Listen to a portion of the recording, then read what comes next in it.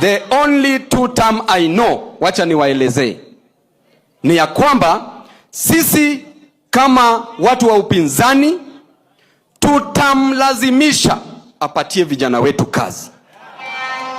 Tutamlazimisha elimu, gharama ya elimu iende chini. Tutamlazimisha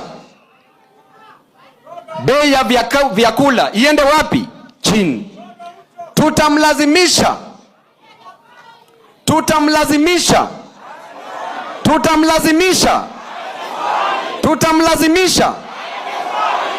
bei na gharama ya maisha iende wapi? Chini. Na akikataa jinsi ambavyo amekataa 2027 tutamtoa 2027 tutampeleka wapi? Tutamfanyia nini?